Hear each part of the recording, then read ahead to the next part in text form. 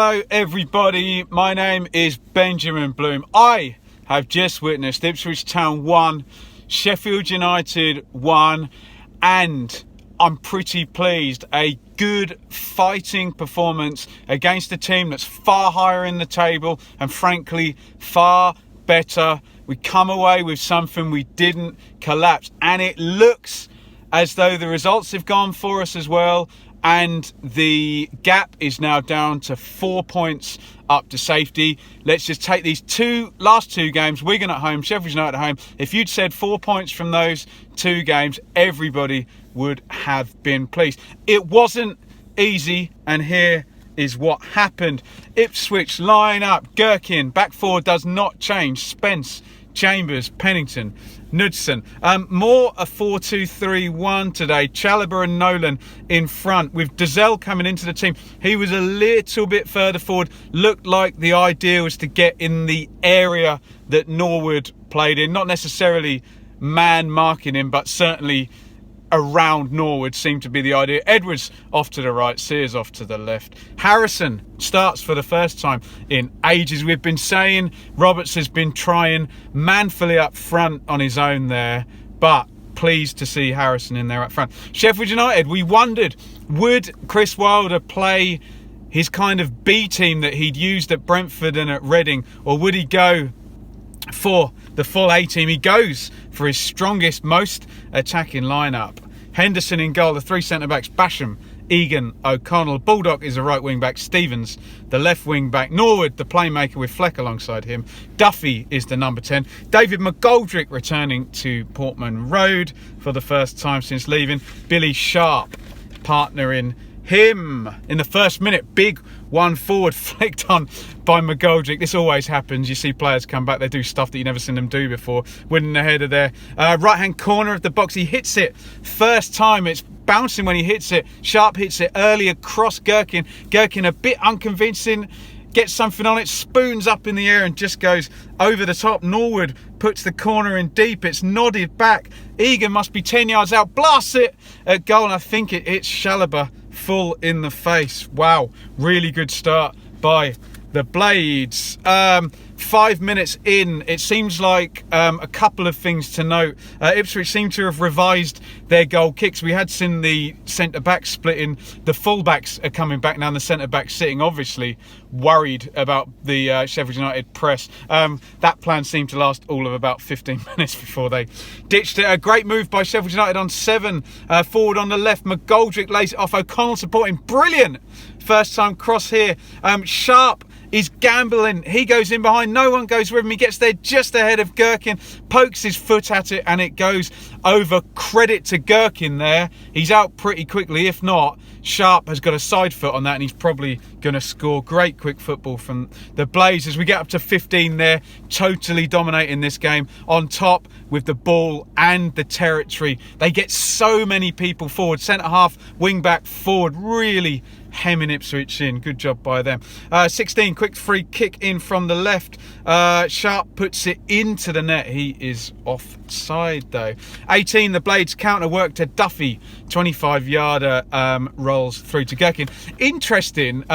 It seems as though Sheffield United have been told not to shoot from long range, but I'd be interested in what Blades fans think. When you have a team defending deep like Ipswich did today, it's almost worth trying a few of those long range shots to pull the defenders out, but they seem not to want to do that. Duffy's one there, a rarity. On 23, Ipswich get out for the first time. Took an entire quarter of the game for Ipswich to really get out, string some passes together. Goes from left to right to Spence. Good cross by Spencer. Harrison's under pressure, heads at goal, easy for Henderson. Fleck with the corner on 26. Egan charging in, heads that one over. Egan always a threat from the corners. Today on 29, United dominating again. Ipswich had a reasonable 5-minute period there, but the Blades take it up. Basham is up well. Duffy crosses. Sharp loses his man He puts it over. He's on the swivel there on the right foot. I thought that was a decent chance. He really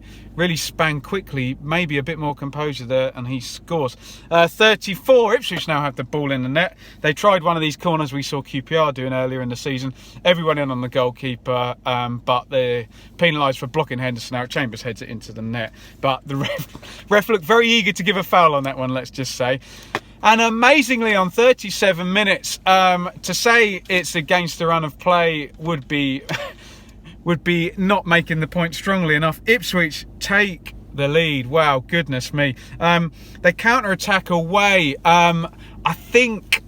I don't know who was covering back. I think it's probably Stevens is over on the left-hand side, and it's a really poor back pass. Sears chases on it. Henderson does really well. He's really quickly off his line, Henderson. Good athlete. He clears it, and then again, the Blades give it away on that touchline. A poor touch. Sears pounces on that. He feeds it into Harrison. Now, the centre-halves are completely out of position because they all sprinted back to cover the bad back pass. Harrison has got a bit of a run. He's coming in from the left-hand side, drives at goal. I don't know whether this took a deflection or not. I've only seen it the once. Let's say it didn't. And Harrison opens up his body, hits it right-footed. Henderson is not well positioned because he'd been out, obviously, earlier to deal with that poor back pass. And Harrison puts it right over Henderson's head into the corner. Goodness me, Ipswich have a precious goal, and excuse me, they have the lead here. Obviously, the mitigating factor is the really poor back pass.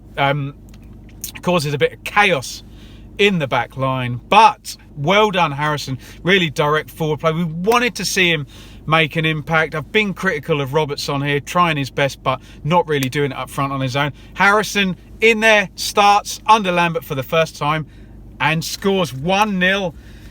Ipswich, wow. On 43, Dazelle takes the free kick from the right-hand side. Curls it in with the left foot, cleared to the edge of the box. Nolan is coming in on the volley. Oh dear. He trickles it wide, but there's a big crowd there in front of the keeper. Anything low and on target there, if he can get it through the crowd, it can take a deflection. Decent chance that for Nolan, and Ipswich end the half. Well, 1-0 at half-time. Ipswich possibly a little bit lucky to be in the lead. We've said it about Sheffield United before, for all of their possession. And look, I know there's budgetary things that maybe have stopped them having that real classy finisher up there. Well, I suppose Sharp does that job, doesn't he? Just didn't have the final ball, the final finish there for their chances. Ipswich break away. They pounced on the mistake. For the second week running, Ipswich have been tight and pounced on the mistake to get the goal. That much is true, and Ipswich leading at half-time. All the chat in the concourse. We had this away at Birmingham. Can they hold on to 55 minutes to 60 minutes with the lead? Out we come for the second half. No, they cannot. No sooner have we kicked off, the Blades are forward, the ball goes in the box. It's a really good header clear initially from Chambers, but it ends up on the right hand side, and it's Norwood against Dazelle. Dazelle is not a defender, let's just say. Norwood, he engages him, he's on the right corner of the box, shifts it right, and it's a brilliant cross from Norwood, right-footed. He curls it right behind everyone. The defenders can't get back at it. The keeper can't come out. Sharp is always going to be in the 6-yard box, ready for that one. Diving header by him. Heads it in to the back of the net. Oh, dear. 1-1. So really big test now for Ipswich. Need to give Norwood just a bit more credit for that assist. Brilliant cross from him. We know he's got that in his locker. But now, are Ipswich going to collapse? 44 minutes. You know, the plan would have been keep it tight, and that's straight out the window. And 44 minutes, well, add on the 3 minutes. It's never 44 minutes, is it? To survive what we think is probably going to be an onslaught. But they go up the other end and force 3 corners. And from the second one, it's a really good chance. Chambers recycles it, heads it back across Harrison. Good layoff. Sears in with the shot. He's 6 yards out, but it's just blocked out. Good tackle there. Chambers heads over from the third corner. Big fan of Flynn Downs, but the corners were much better today. Nolan and Dazelle with the corners, even when Ward comes on later. So Ipswich, earlier in the season, so bad from set pieces. Looks like they're starting to get them going at both ends now. Lots to be positive about. 56, Pennington, he treads on the ball. He's out to clear it, and he treads on it. It goes the other way. Sharp into the box, slashes it wide, left-footed. I thought, given Ipswich's season, that he would score from that. Typically of their luck this season, but he doesn't. Maybe things are changing here. 57, Fleck to McGoldrick to Duffy. He crosses it all the way across the face. No one there to put it in. Agonisingly, it goes across the front there. 60, Duffy teases the crossing from the right. Sharp arriving. Spence, he makes a really good covering header, but I think it's O'Connell following up, and he hits it on the volley into the side, netting the chances here in this period for Sheffield United. They have a corner on 65.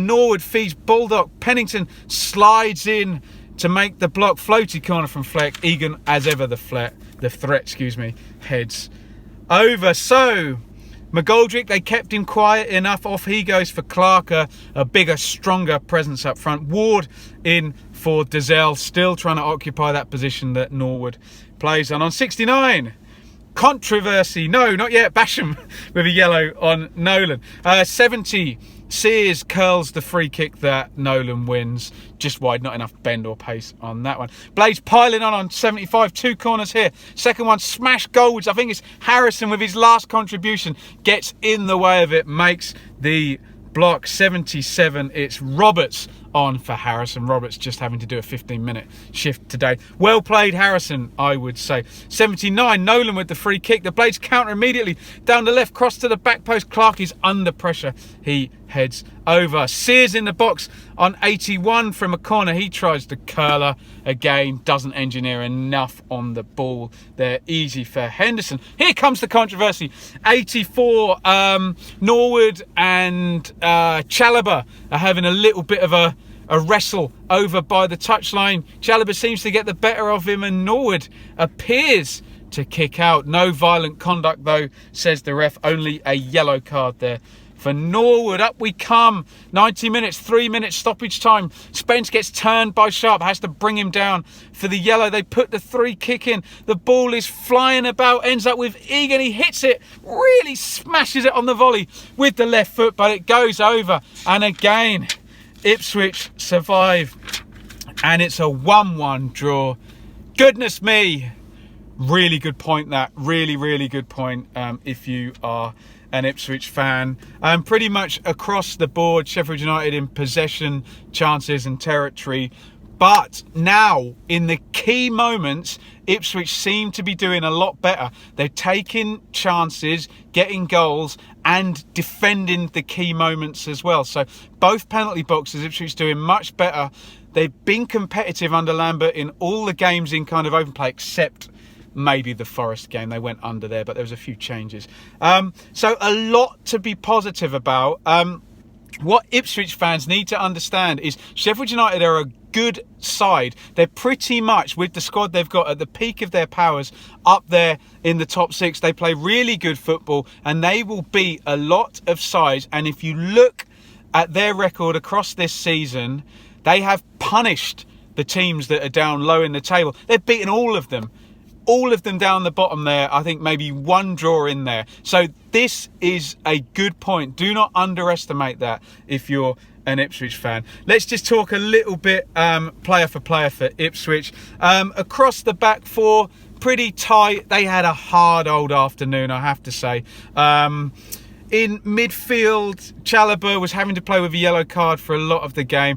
Did his job, and I think Nolan is improving week on week, becoming more and more and more useful, and certainly the set plays were good. Dazelle was I think Dazelle would have preferred to play a bit further back with Chalobah and Nolan, but from what I can see, it seemed like he'd been told, get around Norwood, and if you get the ball, try and affect it. So a bit of a specific job. Sears always puts in a job, and he gets an assist again today. Edwards was a tough game for Edwards today. I don't want to criticise him too much. He's not his skill set is not really set up to deal with an O'Connell and Stevens. And you know what Duffy's like? He senses a weakness. Over he comes and plays on Edwards there. So it was a tough afternoon for Edwards. I think he prefers it a bit more when you're on the front foot and he can counter-attack. But he did what he could. Harrison, I'm really pleased to see him back.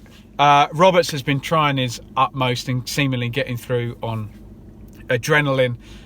Harrison had more of a threat and had that finish in him today. So, well played, Ipswich. If you're a Sheffield United fan, obviously you're going to come away and say, look, Ipswich are bottom of the league.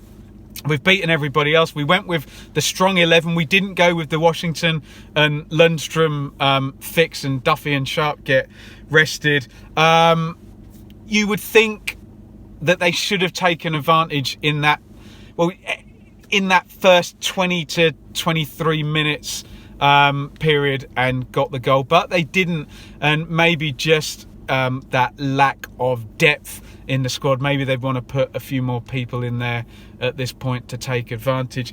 They play really, really nice football, but in the words of Paul Lambert, I think Chris Wilder needs some help. He needs a bit of extra money because they're a couple of players away from being a strong playoff team. But watch out in January. If Forest strengthen, if Villa strengthen, if Derby strengthen, then the Blades, they're going to find it hard to get in the playoffs, despite all of the good management and all of the good football and good recruitment that's gone on there. We've praised Norwood and Egan and Henderson and McGoldrick all coming in. Looks like they need a little bit more to help out. They would have hoped after the goal goes in on 46 that they would have gone on and won the game. But Ipswich battled well. And in the end, if you judge that whole 90 minutes, they didn't do enough to win the game. And you have to be honest about that, even if you're a Blades fan, with all the territory and all the possession, didn't do enough with it, and the scoreline would suggest that. So on we go. If you're a Sheffield United fan, do you agree with me that it needs to be maybe one or two additions into that? And it's a really good team already functioning well, but just looks like they're hitting a bit of a glass ceiling at the moment, whilst people like Villa and Forest on the edges of the playoffs are maybe ready to go again. Ipswich fan, look, I know everyone will look at it and think 3 points today and it would have been a big jump, but look at the wider picture. Paul Lambert has made me really care today.